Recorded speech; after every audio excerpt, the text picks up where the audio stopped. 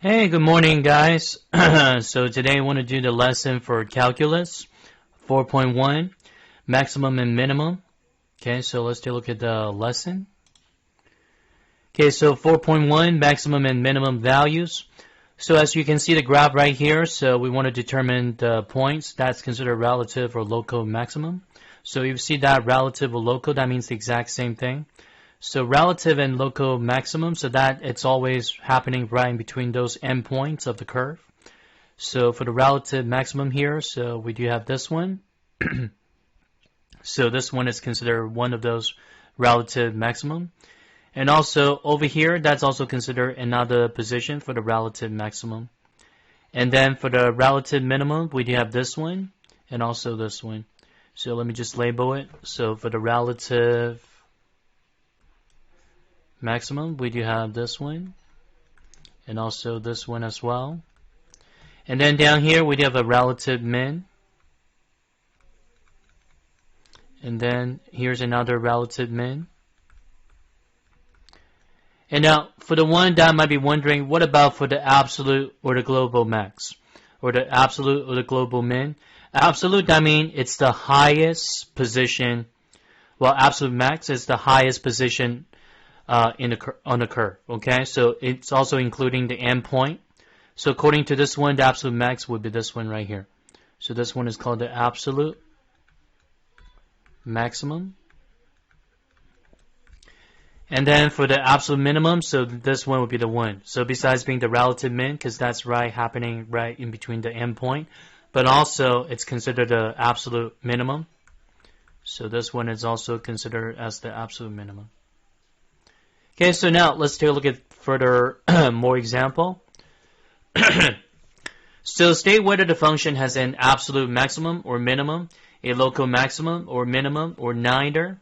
So for point A, so this one you can say that it's the left endpoint, but compared to the rest of the position here, so this one, it's not the relative min or the absolute min.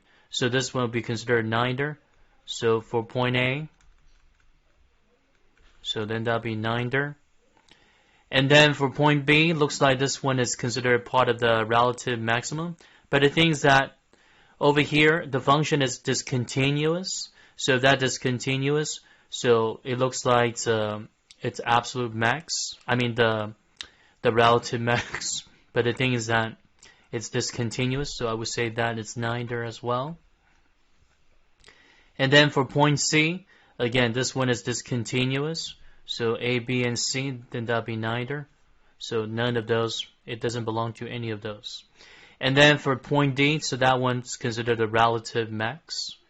So relative max, we do have point D. Again, it's a continuous function here. So that at point D, so it's considered part of the maximum. And then regarding the absolute maximum, so absolute maximum, that means, again, it's the highest position of the curve. So looks like the highest position of the curve does not exist. Because for F here, so it looks like this one is considered the vertical, it's like a vertical asymptote, so there's no absolute max here. So I would say none. And then for point E, so this one is considered a relative min. Relative min. And also point E, it's also considered an absolute min. Okay, so the absolute min. Okay, let me fix that one. So absolute minimum. Okay, so point E, it's also the absolute min.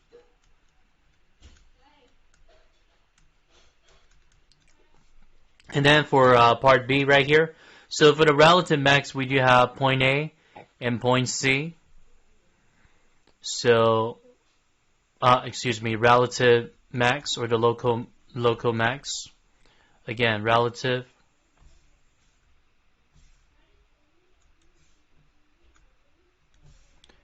Okay, misspelled it. So relative max or the local max, pretty much the same thing. So this one, it's point A and point C. And then for the relative min, so for the relative min, we do have point B right here. And then regarding D, so this one, it's a vertical asymptote, so it looks like there's no absolute min, because this one goes all the way down. So quite similar to this one right here. Okay. And now let's take a look at that more example. So sketch the graph of a function, f that is a function that's continuous on the closed interval from 1 to 5 and has the given property. Absolute minimum, so that occurs at 1. So here's 1, 2, 3, 4, 5, and also let me choose different color for this, for the graph. So absolute minimum, that occurs at 1. So it's right down here on the bottom. Can be anywhere, so but I guarantee that's the lowest position. And then absolute maximum, so that happens at 5. So 5, it doesn't matter what kind of Y scale that you have, so let's say that it's right there. And then the local maximum at 2. So local maximum, so that's right here at 2. And then the local minimum at 4. Okay, somewhere there. Okay, so once you connect the graph, so it looks like it's going to be like this. Okay, let me just fix this one. So let's use the lighter mark for the pen. Okay, so eventually, so this one, it goes all the way. Okay, so that guarantees the relative max at 2. And then it's decreasing here, so guaranteed that's the relative min at 4. And it goes all the way up to the top. So this one guaranteed that's the highest position of the curve, so that's the absolute max. So it's kind of like a cubic curve. It's like a shifted cubic curve. And then the rest of this, we don't know exactly what that is. Okay, so no need to worry about the rest of the portion of the graph. Okay, so now let's see what else that we have for the next slide. So this one is the definition of a critical number. A critical number of a function f, it's a number c in the domain of f such that either f prime of c, so the first derivative, equals 0, or f prime of c does not exist. So what this means is that we take the first derivative first, and then we want to set that equal to 0, and then solve for c. So for the first part, so this one is the first way to find the critical number. And then another way to find the critical number is by setting the denominator equal to 0. So what that means does not exist. So that means the denominator could be considered either 0, so that means the whole function is being undefined. So we can say that the second derivative, it's being undefined. And then at this situation, so we can still find the value of c. So find the critical numbers of the function. Okay, so for the first one, if you just take the derivative of this, we use the quotient rule. So for g prime of x, derivative on the top, then that'll be 1 times the quantity of x squared minus x plus 1. Because that's g of x. I mean the second function down the bottom, so that's why we take the original functions, minus derivative of the denominator, which is 2x minus 1 times the original function on the top. So it's x minus 1. And then this one, it's all over. Okay, so all over. So let me just set up the line segment here. So it's all over. Okay, that, like a line segment. So all over the denominator quantity squared. So basically, we do have two parts of the equation. So we need to set that equal to 0 so we can find 0. So the first part is by letting f prime of c equal 0. So that means the top portion, if you try to FOIL this, so this one we do have 2x times x, which is 2x squared. 2x times negative 1, negative 2x, plus negative 1x, so negative 3x. And then negative 1 times negative 1, so it's positive 1. But don't forget, this one we need to combine the like terms. So try to combine the like terms. Okay, so we end up with x squared minus x plus 1, just the top. Okay, just the top part right here. Minus 2x squared plus 3x, because negative times negative, which is positive. And then negative times positive, negative, minus 1. So combine the like terms, so we do have x squared minus 2x squared, so that's negative x squared. Negative x plus 3x, then that turns out to be positive 2x. And then 1 minus 1, so it cancels out, so we're just left with negative x squared plus 2x, which is the top part of the derivative. So we set that equal to 0. And then from here, we just solve for x. So take out negative x. Take out negative x. And then we do have x minus 2. So that equals 0. So that means for the first critical number, we do have x equals 0. And then x equals 2. Okay? So let's just box it. So one of the critical numbers, the one we found. So 0 and 2. Now, what about the other way to find the critical number? Remember, according to the definition of critical number, so f prime of c does not exist. So if that does not exist, so that means, so this one that indicate the denominator could be considered 0. Because once the denominator turns out to be 0, that g prime of x is considered undefined, so that means the same kind of equivalency as does not exist. So let's find out what that is. Okay, so let me just use another slide because this one's kind of messy. There's so many things going on here at the same time. So let me just transfer that to the next slide in just a second. Okay, so now let's go to the new slide. Okay, so this one we do have the denominator, x squared minus x plus 1, quantity squared. So that equals 0. So basically, this one we try to factor it, but the thing is that it's non-factorable. Well, before you do that, so let's take the square root. So we end up with x squared minus x plus 1 equals 0. Again, it's non-factorable. If that's non-factorable, that means we want to use the quadratic formula, which is negative b plus minus quantity of square root of b squared minus 4ac all over 2a. So you may notice that a is 1, b is negative 1, and then c is 1. So basically plug in a number and then try to evaluate. So negative b, negative 1, so it's positive 1 plus minus b squared, so then that's 1 minus 4 times a times c, so it's minus 4. And then it's all over 2 times a, so 2 times 1. Excuse me, this one's supposed to be a fractional bar. Okay. So over 2. So there's no need to continue with the rest of this because this one turns out to be an imaginary number. So for the situation that if the denominator is 0, if the derivative is undefined, there's no critical number.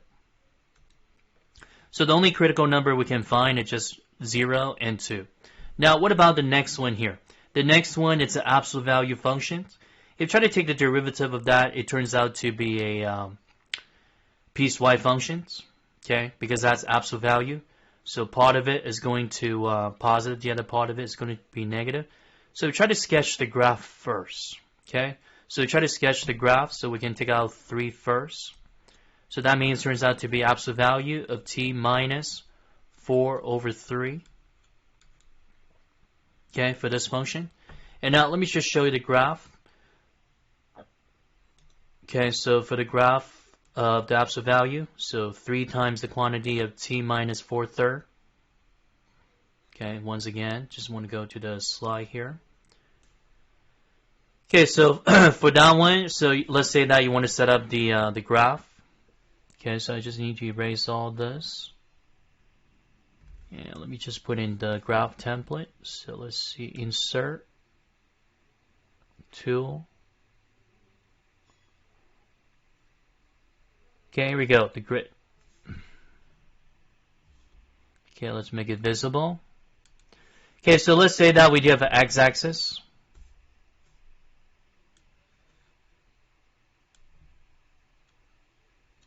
And the y-axis. Again, so the function is showing that, so g of t,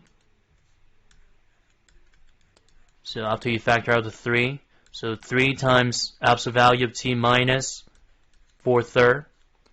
So again, back to the transformational form, so this one, or the vertex form, so it's considered a, absolute value of x minus h plus k. So where h and k is the center. So h is 4/3, 0. Well, h is 4/3, and then k is 0. 4/3, it's 1 and 1/3. So 1 and 1/3, it's over here. And then k is 0. So the 3, that just shows you the rise over run, the slope. So it's up 3, 1 over to the right. And then up 3, 1 over to the left. So once you connect the dots, again, just want to use the the line segment template. Okay, so like this. So the other one goes like this. So it's a V shape. And now you may notice that at the 4/3. So one thing that we notice is a sharp turn. So that means the critical number also appears at 4/3. Because that at 4/3, it's not differentiable. So for f prime of 4/3, it's not differentiable. So that means, so the critical number, so that appears at 4/3. So going back to the definition is showing that f prime of c does not exist. So that means f prime of c, so it's, well, that one, it's f of c is not differentiable at 4/3. Okay, so at that position right there, so we cannot find a derivative. So that means the critical number, so it's 4/3. Or we can say that x or t equals 4/3. Okay, so now let's see what else that we have for the rest of the lesson here. Okay, so now for part C, so this one is a trig function, so we need to find out the first derivative. So f prime of theta, so derivative of 2 cosine of theta, which is negative 2 sine theta, and then plus derivative of sine of 2 sine theta squared is 2 sine theta times cosine theta. So again, we took out the greatest common factor, so we got negative 2 sine theta, pull out, and then we left with 1 minus cosine theta. Again, don't forget, set that equal to 0. So sine of theta equal to 0, so back to the trig, the unit circle. So we can find out that, so negative 2 sine theta equals 0. So that means theta could be either 0 or pi. And then for 1 minus cosine of theta equals 0. So that means cosine of theta equals 1. So that means theta also got to be 0. So for the critical number, we found it, it's 0 and pi, while this one is being overlapped, so that happens twice. So just count it once, so 0 and pi for the critical number. And now, what about finding the absolute maximum and the absolute minimum value of the given interval? So like this one right here, we do know that's a cubic polynomial. But one thing that you need to worry about here, it's not just about the critical number, but also whatever the value that we find out, we need to plug in the number back to the original equation. So we need to compare that with the endpoints, okay? So there are a couple of things I need to find out. So the first derivative, f prime of x, so which is 6x squared minus 6x minus 12. And again, find the critical number first, so by setting the derivative equal to 0. So another thing we can do, take out the greatest common factor, 6. So we left with x squared minus x minus 2. And then try to factor this one more time. So we got x minus 2 and then x plus 1. So that means the critical number we found out is 2 and negative 1. So x equals 2, x equals negative 1 for those critical number. But don't forget, at this moment, we need to test the endpoint. And also we need to test this number, the critical number we found. So we need to plug in a number back to the original equation. So let's find out what f of 2 is. Okay, so f of 2, so 2 to the power of 3, which is what, 8. And then 8 times 2 is 16. So 2 squared, so 4. 4 times 3, so 12. So 16 minus 12, then that'd be 4. Okay, so we got 4. And then minus 12 times 2, so minus, well, 12 times 2 is 24, minus 24 plus 1. So we got negative 20 plus 1, so which is negative 19. Okay, so that just give you, looks like it's going to be like an absolute minimum, but we still need to find out the rest of the number by plugging the number, the critical number, the endpoints back to the original function. So let's find out what f of negative 1 is. So f of negative 1, so let's do it mentally. So negative 2. This one positive 1 minus 3, so negative 2 minus 3 minus 5 plus 12, so 7. And then 7 plus 1, so then that's 8. Okay, and then let's find out the endpoint. So f of negative 2. So f of negative 2, so negative 2 to the power of 3. Negative 8 times 2, negative 16. Minus 12. So negative 16 minus 12. So negative 16 minus 12, then that'll be negative 28. Okay, negative 28. And then this one, negative 12 times negative 2, positive 24. So plus 24 plus 1, so 25 minus 28. So that one will just give you negative 3. Okay, so now what about f3? So f of 3, let's put it right up here on the top. So 3 to the third power, which is 27. 27 times 2. So 54. So 3 times 3, 9, minus 3. So minus 27. And then negative 12 plus negative 12 times 3, negative 36. That's a lot of computation, so you got to be slowing down and got to be careful. And then what else? Plus 1. So 54 minus 27, that's 27 minus 36. So that's negative 9 plus 1, so it's negative 8.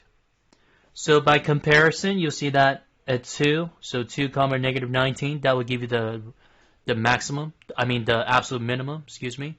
So 2, negative 19, so this one would give you the absolute minimum. Because that at negative 19 is the smallest number compared to the rest of this. So absolute min.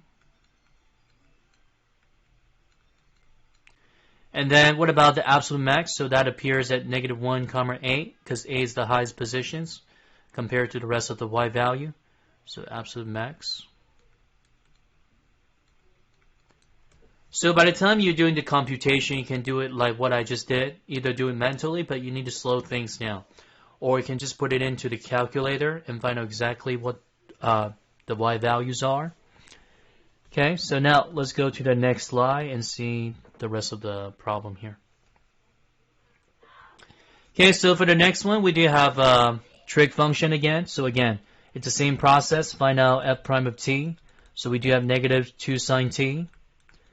And then plus cosine of 2t by using the chain rule times 2. So let's put it right in the front. Again, set that equal to 0. Now, the thing is that the way to solve for t, you need to use all the technique you learned from trig. So cosine of 2t, it's a double angle identity. So we need to use the identity. And for those who didn't forget about the identity, I would like to refresh the identity video that I have for pre-calc. So this one shows 2 times cosine of 2t. So let's see which one that we want to use. So everything is written in terms of sine. So we want to use sine. So let's say that it's 1 minus, so 2 sine square of t. Okay, so using the identity for double angle of cosine of 2t. And then we want to multiply it out. So rearrange that the order from the greatest power to the least. So we got 2 times negative 2 sine t, so it's negative 4 sine square of t. And then after that, and it's going to be minus 2 sine t. Again, I just want to rearrange the order from the greatest power to the least. And then plus 2. So that equals 0. Okay, so I need more space, so let me just write it down here. So again, take out the greatest common factor, so we can pull out negative 2. So we got sine square of t plus sine t, and then minus 1. And then from here we can factor it, so we got sine. Wait, is that factorable? Let's see. Oh, you know what? I'm missing something here. So if we take out negative 2, so this one's supposed to be 2 sine square of t plus sine t plus 1. So we try to factor it, so we do have 2 sine t, okay, minus 1 times sine t plus 1. Okay, so that equals 0. Don't forget to bring down the greatest common factor. So again, we just want to find a critical number. So set 2 sine t minus 1 equals 0. And then set sine of t plus 1 equals 0. So we got 2 sine t equals 1, where sine of t equals 1/2. So by using the unit circle, so we can find the, well, don't forget about the restriction. It's from 0 to power 2. So this one, that appears in the first quadrant. So sine of t equals 1/2, so that means t got to be 30 degrees, or pi over 6. And then, again, this one is the first critical value. And then for the other one, so sine of t, it's -1. So that means t got to be, well, 3 pi over 2. But the thing is that 3 pi over 2, it's out of the boundary. Don't forget about the restriction. It's from 0 to pi over 2. So 3 pi over 2 cannot be part of the solution set. So we found a critical number, and also we got an endpoint. So all you need to do, just test the number, just by plugging the number back to the original equation, and see which one is the highest positions or the lowest position. Okay, so that part you can just do it by yourself. Okay, so just by plugging the number, the critical number, the left endpoint, the right endpoint, back to the original functions. And then you compare the final results, the y values, so you can determine the maximum, the absolute maximum or the absolute minimum. Okay, so now the next part of the problem here, so the last one. So this one is about the exponential decay. So this one I'm going to put it to the next slide here, so I just have more space. Okay, so let me just put it in to the next slide. Okay, so let's see. Okay, so we do have, okay, so f of x, so that equals e to the power of -x, and then minus e to the power of -2. So the given interval, this one, it goes from 0 to 1. So it's a very tiny window, so you need to find a critical number right between x equals 0 and x equals 1. So first thing that you want to do, take the derivative.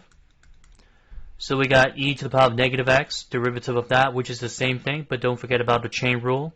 So times -1. And then this one's quite similar, so times e to the power of -2, but bring down the power. So, well, this one is just a constant.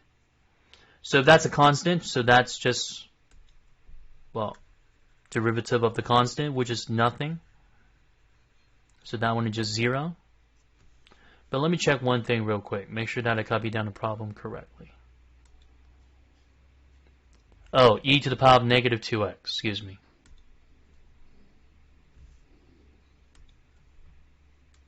So derivative of that, which is the same, almost the same thing, e to the power of -2x times -2, the chain rule. So negative, negative, positive, so plus 2.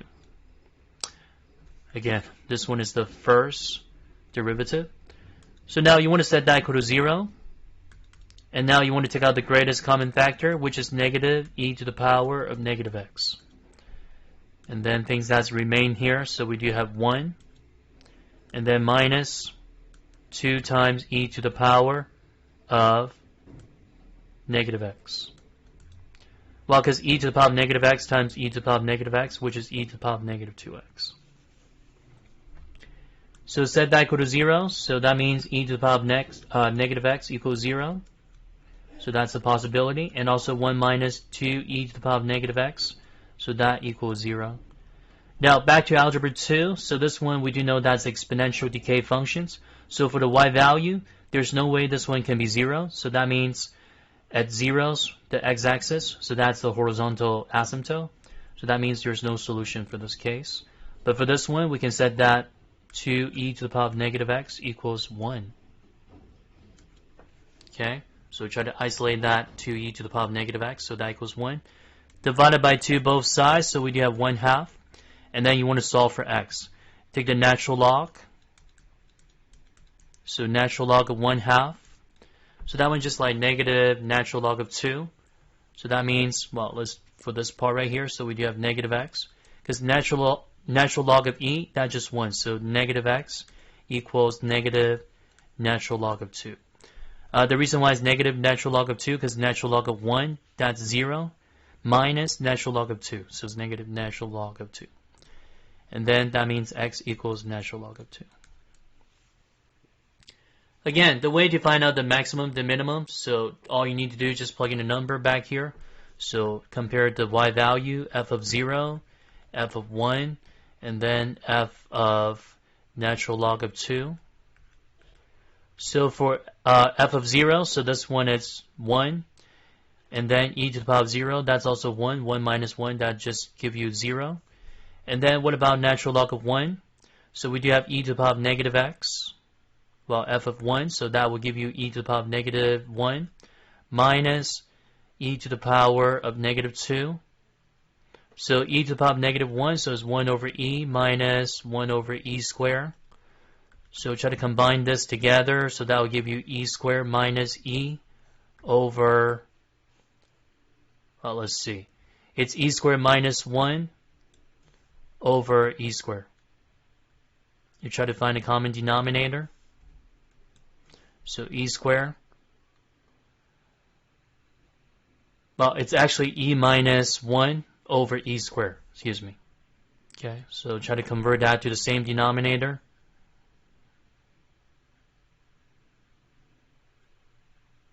Okay, so let's convert that to the same denominator, which is what? E squared. So times e top and the bottom. Over here, we already got the common denominator.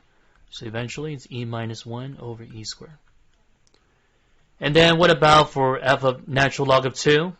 So natural log of 2, so this one, it's e to the power of negative natural log of 2. So power times power can put in 2 to the power of negative 1, so that would be just 1/2. And then negative 2 times natural log of 2, so again, e to the power of natural log got canceled, so 2 to the power of negative 2, so which is 1/4. So 1/2 minus 1/4, that will give you 1/4. Okay, so by comparing, so you'll see that for the absolute minimum, then that'll be 0, 0. And for the absolute maximum, looks like it's going to be this one right here. So 1, comma, e minus 1 over e squared. Okay, so any questions, any comments, so just put in on the YouTube channel. So I'm more than happy to see your feedback. Okay, so anything that you suggest me to change or verify or questions that you have, so please feel free to let me know. Okay, so thank you for watching the video today. So see you next time.